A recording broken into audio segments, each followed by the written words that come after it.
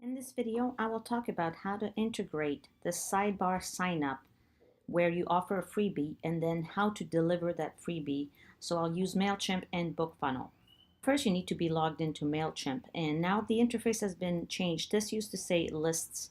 Now it says audience. So this is an old account here. I've already got a list set up. And in here, under manage audience, there's a drop-down menu, and I'm going to select sign up forms. So first you want to build that form. So we're going to select here. And then under here is where you can design the form. So you can drag and drop fields, various things. You can remove things. So whatever you want to do with your form. But what I wanted to show here is that there's different forms and pages associated with this. And you should really go through all of this when you set up your form to make sure that everything works. But what we want to do is the sign up form we will embed in the sidebar, but we also want to deliver the good that we promised, like whatever ebook, and that's going to be done on the confirmation thank you page, or depending on your settings, you may also want to send a final welcome email. So you would need to check this here, and then you would need to edit the text. So this here, I did not use to have this activated, but I'll show you what my confirmation thank you page says. So it says, your subscription has been confirmed.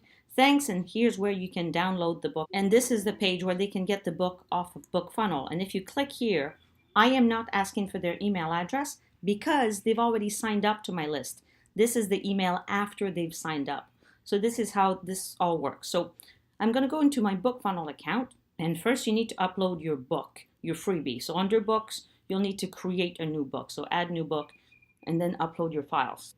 For example, I'm going to use one here. I've already got the files uploaded. I've got the EPUB, MOBI, PDF, and my cover file. There's two different types.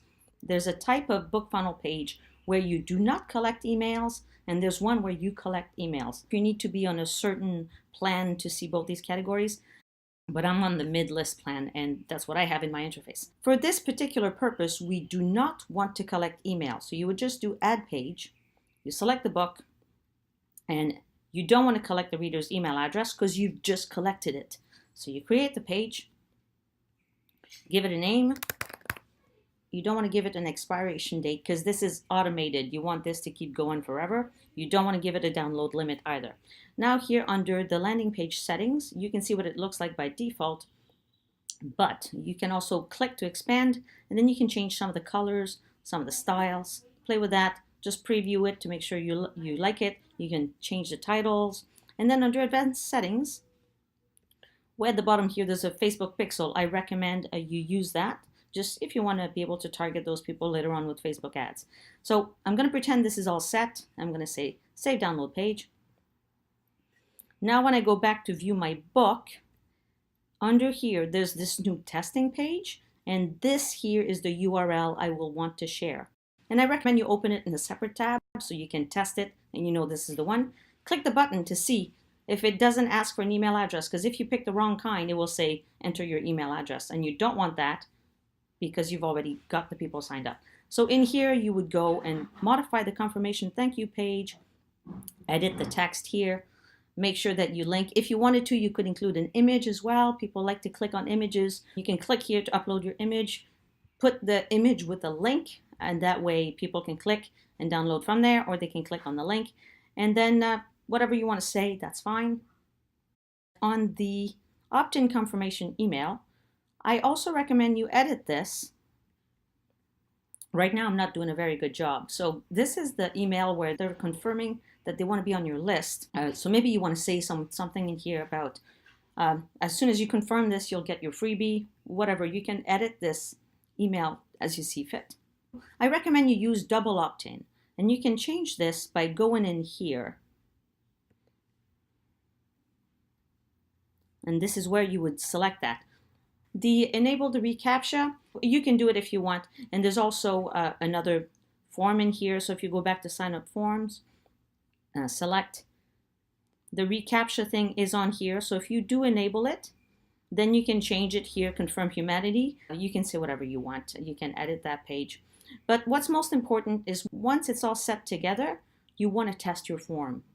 How do you go about embedding the code? So let's do that. So that's the sign up form here. I'm going to go back to audience, sign up forms. and then embedded forms. This is where you're going to select the code.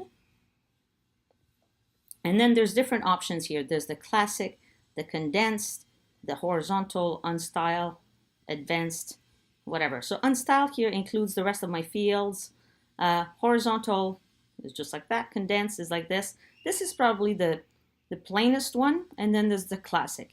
And the classic also includes all of my fields. So you want to copy and paste this code here into your site. And where you put it on your site depends.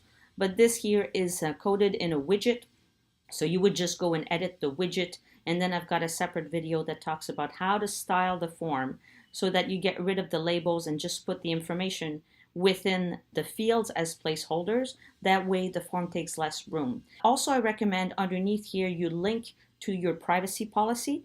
And this can be done simply by editing the custom HTML widget. And at the end, you just code a link to it. And I'll show you that. So I'm logged into this site now. I'm going to go under Appearance Widgets. And this is my primary sidebar. This may be collapsed. You can just expand it. And then you'll see here, I've got an image. So if you do have a book that you offer as a freebie, you can give it a title. You can say, how about a free book? And then here you would replace the image, add the image. This is a widget that you can drag and drop. It's located here called image. You can click on that, add it to the primary sidebar like that, and that you can drag and drop to move it above whatever you've got. And then if you don't like it, you can easily delete it. So this is how you go about putting the book cover. Don't put an image that is too big. Something like 350 pixels wide is plenty good. Keep the file size small, because if you upload something that's several megabytes, it's going to take forever to load. You want an image that's about 100 kilobytes or less, especially if it's just a book cover. It shouldn't be larger than that. And then you could also make the image link to something on MailChimp with your form. If I go back to my sign up forms here, if you select this, each one of them has a separate URL. So you could make the image link to that. So if I open this here, this is the sign up form. So I would recommend you do that. Why not? Or if you've got a landing page on your site, you can also connect to that. But people tend to click on images, so make your book cover clickable and send it to where you collect the same information as what you say below. So this here is the part where you've copied and pasted your newsletter code that you retrieved from here. Embedded forms. This code here, you can copy and paste that into here. So just above it, I gave a little introduction within a paragraph. So I'm opening the paragraph and then I'm closing the paragraph. And then that's my entire code. And below my code, what I've done, so normally the code that you got from MailChimp ended here. What I've added is one paragraph. So that's opening the paragraph. I'm styling it so the text is going to be centered below my button. Now I'm opening a link, a space href equals open quotation marks. This is the full link to my privacy policy, starting with HTTPS or HTTP. And then you need to close the quotation marks and then closing the bracket to finish the opening link. This is the words that will be visible as part of your link. You're closing the link so it will stop linking right here. And then you can close your paragraph. So if I save this now, and if I look at my site, now you see I've got sign up for cool perks into here when I have new releases. And then below that, I've got privacy policy. What you can also do, because you don't need it to be that big, I'm going to style it a bit more. So I'm going to say font size 14 pixels. And then I'm going to say margin top minus 10 pixels. This is just to bring up my paragraph closer to my button. So if I refresh, now you see it's written in smaller font and it's closer to my button. So this is how I would go about connecting your free offer to your newsletter sign up box in your sidebar if you're using MailChimp and BookFunnel.